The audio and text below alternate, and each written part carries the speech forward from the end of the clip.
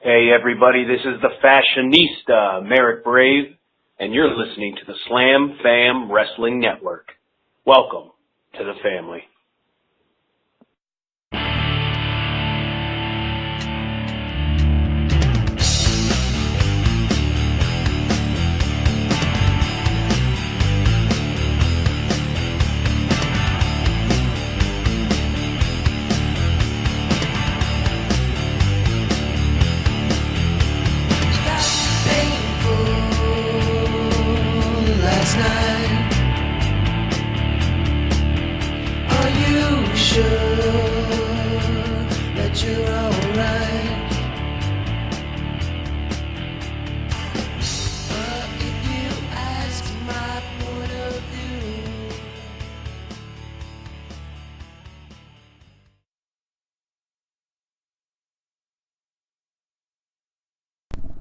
What's going on, SCW Pro fans? It is the 7-Star Mind, Alex McCarthy, and I am here to run down Unified in Dubuque from about 2 weeks ago and talk about this Saturday night in Walcott.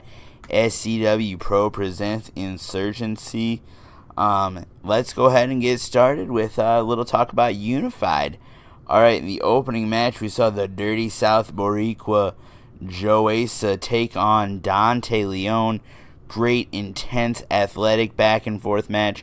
Went all over the place. These two delivered one hell of an opener. Great match. In the end, saw Joeasa pick up the win, which he'll need as he steps into the ring again this Saturday night. We'll talk about that in a little bit. The second match saw some unfamiliar music play for me, as I didn't know who was going to be getting in the ring with Xander Killen. It was none other than Jimmy Thomas coming out of that Kung Fu Fighting. Quite the music change for him, but the Dubuque crowd loved him, as they always do. He put up a valiant effort against Xander Killen, but ultimately it was for naught, as Killen picked up the win and proven that he is just in a bad mood and he wants to make a big impact on the SCW Pro roster. Up next, we had a tag team match as a brand new duo of Ray Sanchez and James Marsden. Loved seeing these two guys team together for the first time, as they took on the team of Jared Thumb and JP Finger. Thumb and Finger, these guys had a great match. Saw a lot of promise from the team of Sanchez and Marsden, but ultimately Thumb and Finger were able to pick up the victory, showing that experience, that teamwork makes the dream work.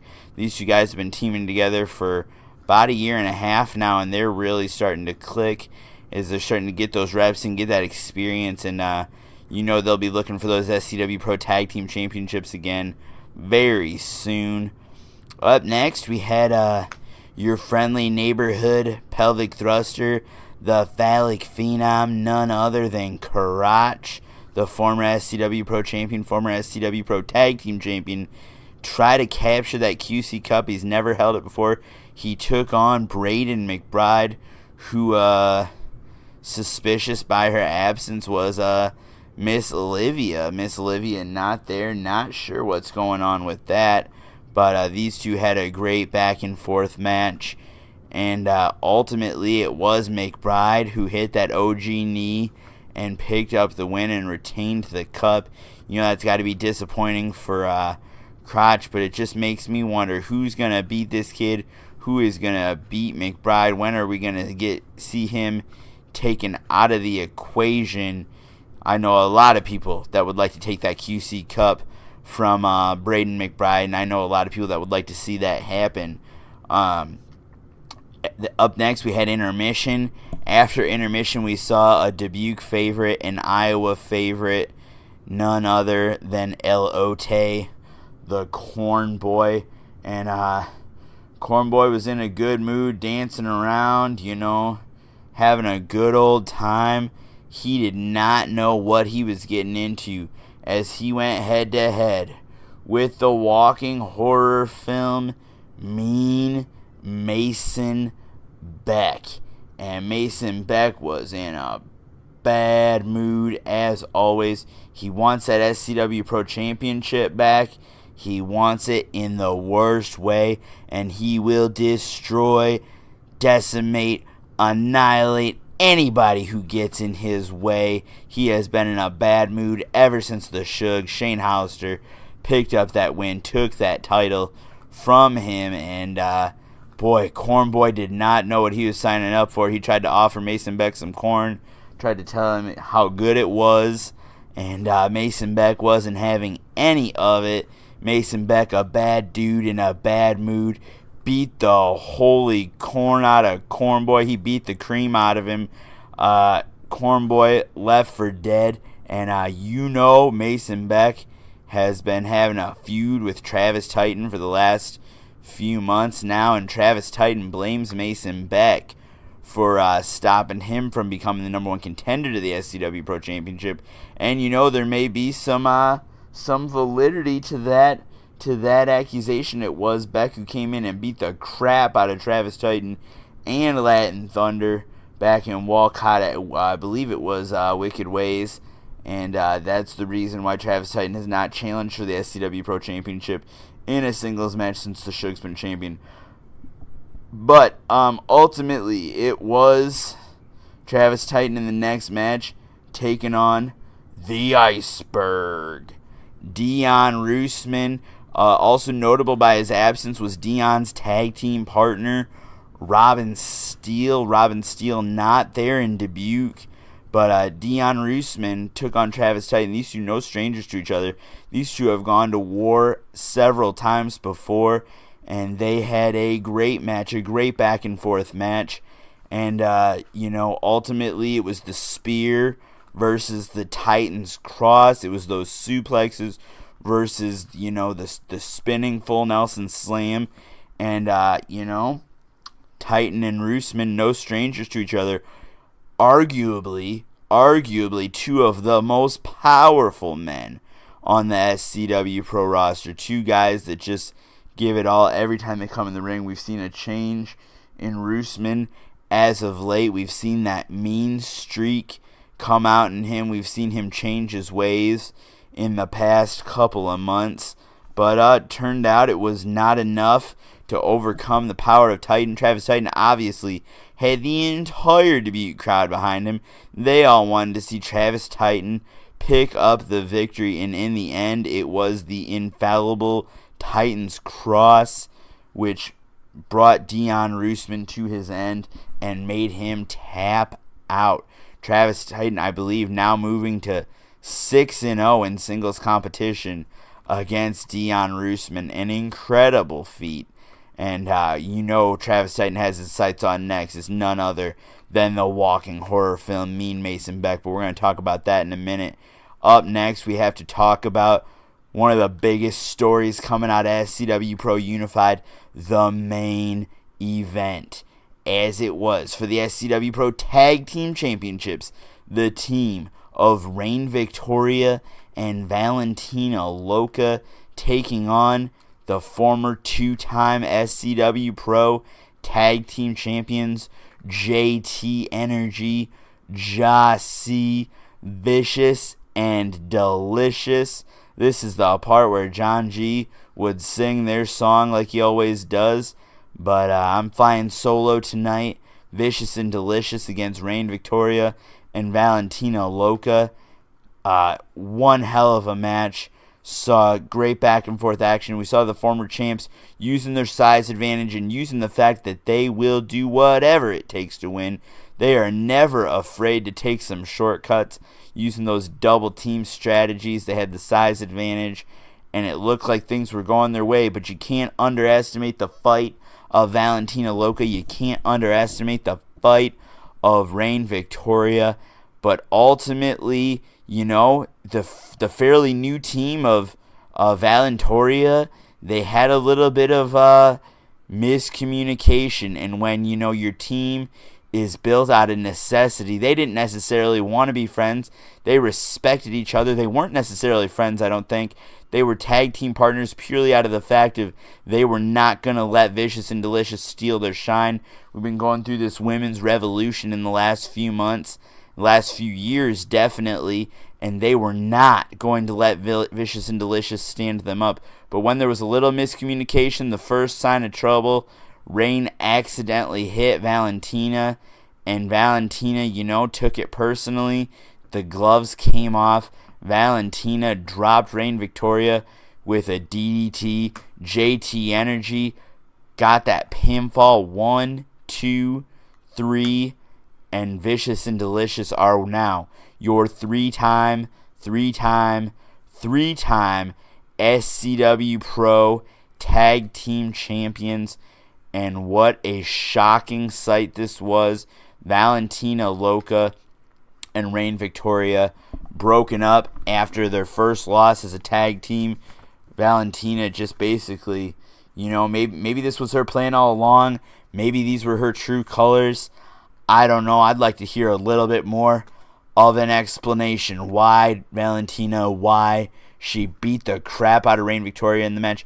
And I think just my own personal analysis in this situation is, I don't think they were ever friends. I don't think they ever truly liked each other. I don't know that they ever truly trusted each other.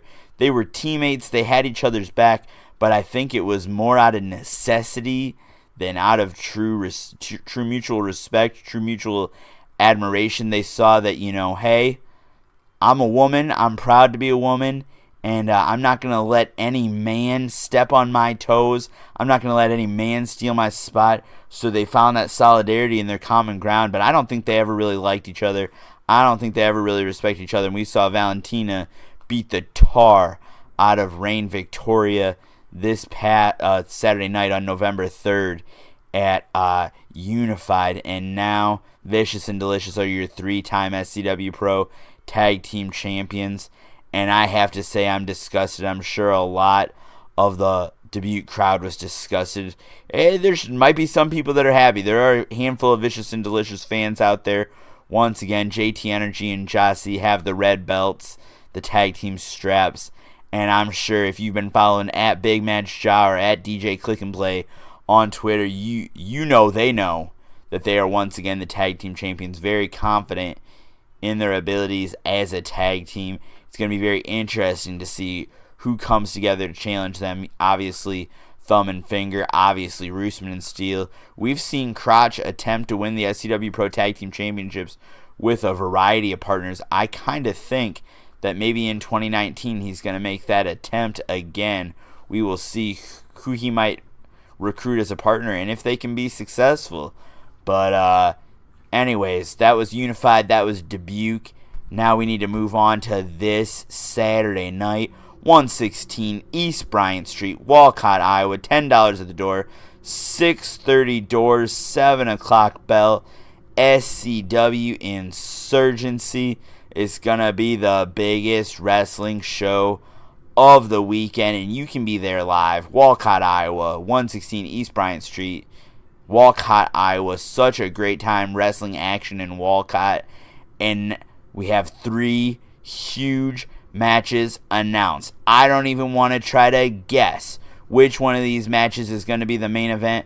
They're all main events in my book. The first match we're going to talk about is a 6-man tag as Bradon McBride teams up with the SCW Pro Tag Team Champions Vicious and Delicious to take on the team of the former Iowa Hawkeye, the former QC Cup holder, Steve Manders, the Lucha legend, Latin Thunder, and the man who will be celebrating 15 years in professional wrestling this Saturday night, your friendly neighborhood pelvic thruster, the phallic phenom. His name is Matt Mayday, but you know him as Krotch. What a huge 6-man tag action. Joeasa took to Twitter earlier this week. He referred to this team of Bradon McBride, Joeasa, and JT Energy as stylin' and defilin'. And those of you who have been following SCW Pro for a long time, as I know a lot of you have been, know that the real stylin' and defilin', the original stylin' and defilin', was none other than JT Energy, Joeasa, and their leader, the fashionista, Merrick Brave. I don't know if Joeasa is making claims that Bradon McBride is on par with Merrick Brave. That remains to be seen. but this sure will be a treacherous trio either way as they take on the Hawkeye, the Lucha Legend, and Krotch. Hard to say what's going to happen in these one. I look at this one, I see Krotch as a single wrestler, Latin Thunder as a singles wrestler. Steve Manders, he's been a team player before for the Hawkeyes, but for the most part in his professional wrestling career, his most success has come from in singles action. So my question is, are these three going to be able to work as a team? You've got Vicious and Delicious, the 3-time tag team champions, going in there with Bradon McBride, who between Miss Olivia, Vicious and Delicious, and the Q Cup, I don't think he's ever won a match himself. He should be no stranger to working on a team. This so-called Styling and Defiling 2.0 could very well be victorious against the team of Manders, Latin Thunder, and Krotch. But personally, I would love to see the team of Manders, Krotch, and Latin Thunder pick up the victory because I'm a huge Hawkeye fan, and he got screwed by Vicious and Delicious and Bradon McBride back at Hawkamania, and I would love to see Krotch get a big win on his 15th anniversary in the professional wrestling business. And then the next match we need to talk about is this one is, I don't know how they're going to contain this one. I don't know how Walcott's going to contain it. The walking horror film. And Mean Mason Beck goes one-on-one with Travis Titan. It's the Spike versus the Titans Cross. Nobody has gotten up from the Spike as far as I know. Nobody has gotten up from that finishing maneuver of Mason Beck. So devastating. Travis Titan has put many a man down with the Titans Cross. My question is, if Titan gets the cross locked in, is he going to be able to keep Beck down? Can he keep Beck down for the count? It remains to be seen, but it's going to be a huge match. You've got the walking horror film against Travis Titan. Obviously, you know the crowd is going to be on the side of Titan, but Mason Beck, you know, he doesn't care about the crowd, and he will do whatever it takes to win. And I don't know if he's coming to win a match or if he is looking for a fight. If I were Commissioner Sean Morrow, I would have possibly given this match maybe a number one contender stipulation, or just to ensure that this match goes to a clean finish. There's no stipulation. It's not a street fight, not a no DQ match. They are going to have to get the match done. They're going to have to get the winning done within the confines of the rules. I don't know if Mason Beck can do that. I might have to say Travis Titan by DQ. But you know, if Mason Beck is focused, if he is concerned about getting his hand raised, there's no doubt in my mind that he could beat Travis Titan. I don't know if emotions will weigh heavier than the desire to win the match. Another match we need to talk about where there are no disqualifications.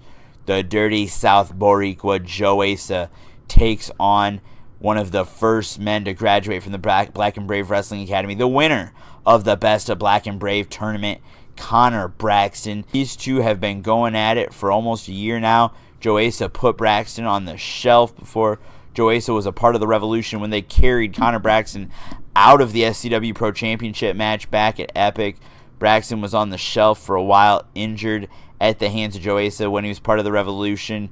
And this thing goes all the way back to February, all the way back to the Best of the Black and Brave tournament. They actually faced at Seasons Beatings about a year ago when Connor Braxton was still the SCW Pro Champion. Either way, these two men have a lot of bad blood, and it is finally going to be settled. One of these men is going to walk out with their hand raised, and you have to think that whoever wins this match, between this match and the Titan Beck match, is almost, in my mind, you almost have to put the two winners together in a number one contenders match. Hard to say. I don't know who wins this one. I think, you've got Braxton who wants revenge. Braxton who wants to be the number one guy in SCW Pro, who's willing to do whatever, who wants to get his hands on Joeasa so bad. But then you have Joeasa who will do whatever it takes to win. He's proven that before. He tried to take out the referee back in Iowa City in order to get the victory. And, you take away the rules, and I don't know who that favors, because Joeasa likes to bend the rules, but when there are no rules to bend, I think that almost makes him vulnerable. It could give an advantage either way. This one's a toss-up for me. I can't make a prediction. It's this Saturday night, SCW Pro Insurgency at the Walcott Coliseum, 116 East Bryant Street, Walcott, Iowa, 6:30 doors, 7 o'clock bell. $10 at the door unless you bought that season pass. Guys, it's going to be a great time. We'll see you there. Don't forget, follow me at OneRealSmartAlex. Follow SlamFam at SlamFamWrest on Twitter, SlamFam Wrestling on Instagram. Like the SlamFam Wrestling Network on Facebook. Go ahead and follow SCW Pro on all social media platforms at SCW Pro. Ladies and gentlemen, I hope to have John G back next time. I sure missed him. I know you did too. But for John G, for SCW Pro, I'm Alex McCarthy, and we'll see you at the show.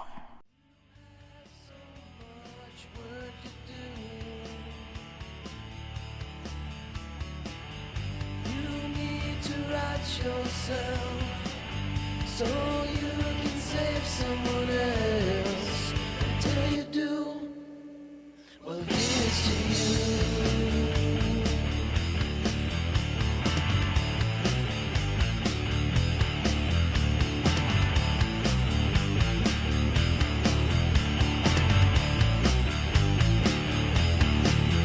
It was a train wreck last night. Quite the sight.